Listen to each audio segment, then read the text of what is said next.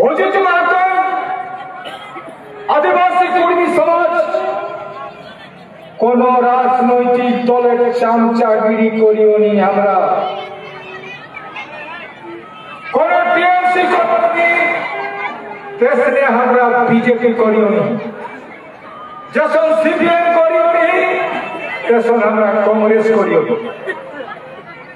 মনে রাখবে, যখন আমি হিন্দু নহ তখন আমি মুসলমান, আমি হিন্দু, আমি বুদ্ধ নহ, আমি জৈন নহ। আমার ধর্ম প্রকৃতির ধর্ম, আমার ধর্ম সারনা ধর্ম। এই ধর্মের ব্যাখ্যা রেখে আজ 2 দিন আমরা কিনা চর্চা হলে আমরা চারিদিক সন্তোষ কাটিয়ার মহত্ব বুঝাই দেখুন। আমরা কেউ হিন্দু লইল, আমরা হিন্দু পূজা আমরা আর করব নেই। তোরা হাত উঠালে, তোরা শপথ করলে, তোরা হাততালি দেওয়া আর আজ বক্তব্য শুনলে তারা ঘর যাবে।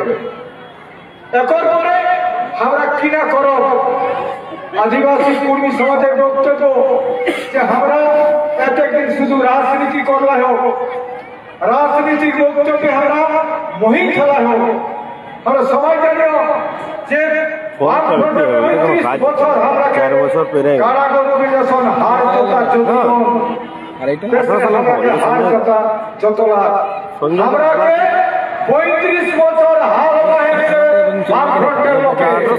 আমরা জিন্দাবাদ করেছি বুদ্ধদেব, বুদ্ধদেব ভট্টাচার্য, আমরা জিন্দাবাদ করেছি জ্যোতি বসু, এখন জিন্দাবাদ করেছি দাদা জিন্দাবাদ, কখনো দিদি জিন্দাবাদ। আমরা যে বার ভয়ের লোক, পুরুলিয়া লোক, কুর্মীরা গোটাই বার, আমরা কেউ বুঝি নাই। আজকে আমাকে সেইটা চিন্তা ভাবনা করতে হবে যে আমাদের কোনটা মতবাদ আর কোনটা আমাদের ভাবনা। আজ আমরা কতদিন হালতা চলছিল আমরাকে, আর কতদিন কি করব। আমরা সবাই জানি চাষা ঘরের লোক বটি, শ্রাবণ মাসে চাষ করতে হয়, চার করতে গেলে আমরা পাহাড়ে গরু নিয়ে যাচ্ছি। ওই গরুগুলোকে দিয়ে চাষ করতে ওরা বলে বাইচা বড়, কিনা করতে ওরাকে বাইচা বড়। তো প্রত্যেকদিন কুর্মীরা বাইচা বড় হবে, বাইচা বড় প্রত্যেকদিন হবে। তোর ক্ষেতটা চাষ করে, তোর ক্ষেত চাষ করে, বড় লোকের বাধা রেখে বড় লোকের ক্ষেতটা চাষ করলে যত বড় উড়ি গাদা হোক তোকে সবাই করবো তুমি বড় গাদা রেখে ভাগ চাষি হেঁটে। এজন্য কব আজ আমরা সানদ সোহেল ভূমিপুত্র আর মাটি কাটি ক্ষেতটা বড়াই পরে ক্ষেত নিয়ে চাষ করে যায়। আজকে আমরা সেইটাই ভাবছি আদিবাসী কর্মী সমাজ আমরা আগামী দিনে কিনা করো। আমরা ডর চেকলিও, রাস্তা চেকলিও, দিল্লি গেলিও, সরকার ফয়সলা আছে, ফয়সলা আমরা চপ করে চাষ কথা নেই। তোরা জানিয়া রামকৃষ্ণ মিশন সৈনিক স্কুল পুরুলিয়া চাষ নাই। সবাই জানিয়া সরকার নিয়ে বিজলি হলে হাওড়া কলকাতা 24 করবো না। আমরা গেলে হাইটেল চলে গেলে আরামবাগে যাইলে পাওয়ার স্টেশন চাকরি পই তখন 40 জনের চাকরি হিয়া। তোরা জানিয়া নদী যেদিন বামফ্রন্টের আমলে চাকরি হয়ে গেলে মার খাওয়া হয়ে যায় শিবশঙ্কর হালদার, জানিয়ে না শিবশঙ্কর হালদারের মার খেলা কাহে বাইরে কেউ ঢুকি গেলা। আরে শিবশঙ্কর হালদার বামফ্রন্ট রহেলা, কাকর পরে কাকর ফ্রন্ট আলে দিদি আই দিদি কারণে তখন কোন মন্ত্রী শুভেন্দু অধিকারী 2017 সালে 1000 লোক ঢুকাই দিলে। মনে মনে সেদিন 6 দিন বন্ধ করবে আমরা, তাহলে বামফ্রন্ট বাইরে গেলেও ঢুকাবে আর দিদি ঢুকাবে। আর যে যারা এখন যে এতদিন তো বাহিরে বামফ্রন্টে এতদিন আইলো দিদিয়ে, আর যারা জোয়ানটার হাতটা এখন ঢুকাতো বাইরে মানে বিজেপি, তারাও ইয়ার পর আমরা জুড়ব কুর্মীরা ওরা জড়বেছি।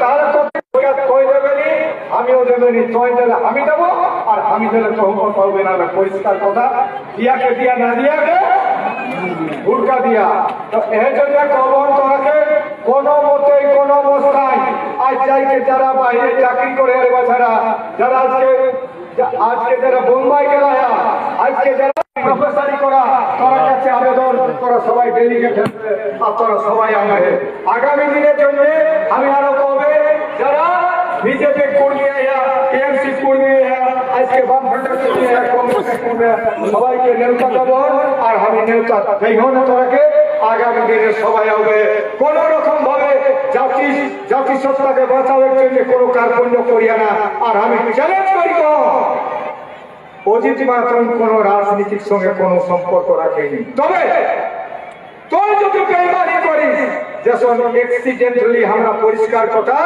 যখন ওই দলা কর্মীদের কাপড় খুলে দিব এগুলোকে কহলা কিনা যে কর্মীরা ভোট দেয় নাই তখন আমাকে বাধ্য হয়ে সিদ্ধান্ত আর এটাও পরিষ্কার কথা যদি কাকার রাজনীতি করে নাই কাকার ফাঁসামনি করে নাই আর নাহলে পরিষ্কার কথা ওই দেশের ভাবনা আমরা দেশে ভাবো যেটা দরকার সেটাই করো পরিষ্কার কথা চিন্তা করে ওরা যদি ভাবো খাবার কথা আমি কথা ভাবো ঠিক আছে ওরা যদি ভাবো খাবার ভাবো কোন চিন্তা নাই পরিষ্কার কথা এসি কথা না হলে আমরা তার কথা শুনবো ঠিক না আমি শুনবো কিনা উড়িষ্যায় 169টা জাতকে কিনা সরকারে পাঠালেন উড়িষ্যা গভর্নমেন্টে পাঠালেন দিল্লি কুর্মীরাকে পাঠালেন কুর্মীরাকে পাঠালেনি এই জন্য ভাবি নেবে কুর্মীর প্রতি আজকে বিরোধ কুর্মীর প্রতি বিরোধ আমরা আজকে ধর্মীয় সংগঠনে করলো আর তোরাকে কইবে বাছারা যারা বক্তব্য শুনে এটি সবাই দাঁড়ায় সবাই বিচক্ষণে গিয়া মনে রাখবে রাজনীতি যখন ঝান্ডা ধরা উচিত মনে রাখবে সমস্ত রাজনীতিটা করা কঠিন ব্রাহ্মী অর্থাৎ উচ্চ পরিণামের হাতে সমস্ত পলিটিক্সকে সারা ভারতবর্ষে সমস্ত পলিটিক্সটা ভারতবর্ষে কারা খাতা ব্রাহ্মণ্যবাদীরা খাতে ব্রাহ্মণ্যবাদীরা রাজনীতি করো আর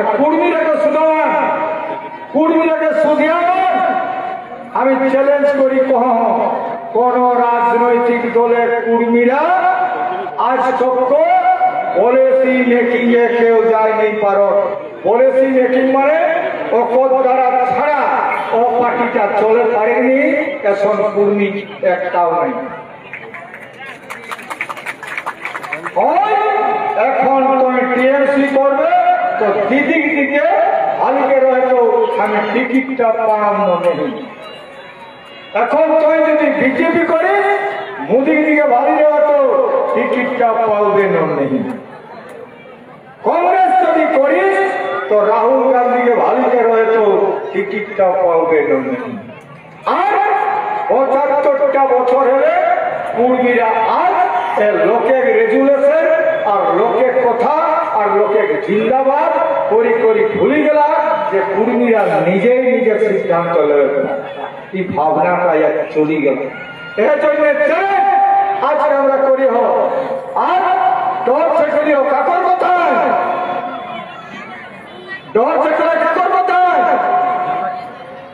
কুর্মী কোথায় ডর ছেড়ে কুর্মী কোথায় রেল টেকলাই কুর্মী কোথায় রেল লেকে গেলাই দিল্লি কুর্মী কোথায় এটা পরিষ্কার কথা মনুবাদে আর ব্রাহ্মণ্যবাদের কথা মনুবাদ ব্রাহ্মণ্যবাদে মাটির মূর্তি ওরা চোখ প্রদান করতো মন্ত্রের দ্বারা ওরা চোখ প্রদান করতো মন্ত্রের দ্বারা প্রাণ দান করতো কেউ কাহে ওইটার মধ্যে রাজনীতি হয় এ রাজনীতি আমরা করি হনি এ রাজনীতির মধ্যে আমরা নাই তো এর জন্য কব একটা লোকে ভালো কথা কলায় যে প্রাণ প্রতিষ্ঠা যদি হবে আজকে রামে আর রামের যদি ওদের ক্ষমতা থাকে তোরা সবাই জানিয়া রাম যদি রাজত্ব করে রাম যখন থাকে এক সম্মুখ করি এক শূদ্র রাজা ছওয়া ওই তপস্যা করে ওই তপস্যা করতে সেই সময় যদি না ব্রাহ্মণী বুড়ি একটা ছওয়া মরি যায় তখন কাঁদি কাঁদি ব্রাহ্মণী বুড়ি রামের পাশ চলে যায়। রামকে কই, হে রাম, আমার ছেলে কি করে মরে গেল, আমার ছেলের প্রাণদান করতে হবে। তখন ওই বশিষ্ঠ দেব ওকর কুলগুরু ওকে ডাকলে। কুলগুরু কলে তপস্যা আর ধ্যান মগ্ন হলা।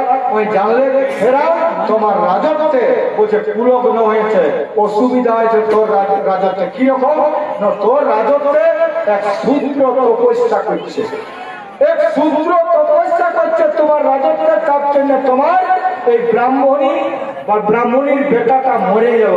তাহলে কি করতে হবে? হে গুরুদেব, কি করতে হবে? বলছে কোনো চিন্তা নাই, ওই শূদ্র ওই সম্মুখকে শিরচ্ছেদন করলেই বাঁচে যাবে তোমার ব্রাহ্মণীর পুত্র। তার চিন্তা করো, শূদ্র জীবন দিকে আর ব্রাহ্মণ সব বাঁচি গেলা। এইরকম রামায়ণে বহুত কিছু আছে, আরো কোনটা হয় মহাভারতে।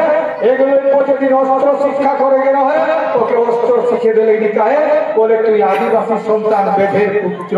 তাহলে ওই যখন নিজেই শিখলা তখন ওর বুড়া মূর্তি লেকে ওকে খতম করল। তো এরকম ভাবে রামায়ণে অনার্য কুলে অর্থাৎ অনার্য রাজারাকে ধ্বংস করে অনেক রকম ষড়যন্ত্র হয়। সমুদ্র যেদিন মন্থন হবে সেদিন অমৃত হয়ে গেল। অমৃতটা করে খেলা, অমৃত করে খেলা, সব দেবতারা বাটি খেলা। তখন ফাঁকাই গেল রাক্ষসরা যখন ফাঁকাই গেল তখন ভুরি মন্থনে তখন কিনা উঠবে, কিনা উঠবে, বিষ উঠবে। তখন বিষটা কাটে না আপনি শিব বাবাকে মানে শিব মহাদেবকে বিষ ঢুকায় আর মারলে উঠালে শিবকে মারলে এর ষড়যন্ত্র যতটা পুরাণ শাস্ত্র হয় আর চোরা ওনার চোখে খতম করে ষড়যন্ত্র। এখনো সেইটা আজকে ভারতবর্ষে যেদিন ভারতবর্ষে মানে আমরা অনার্য অর্থাৎ অভিষেক যেদিন বলতে এলে ওরা দেখলা সারা ভারতবর্ষে একমাত্র ভারতবর্ষে কিনা হলে ভারতবর্ষের জমিটা যদি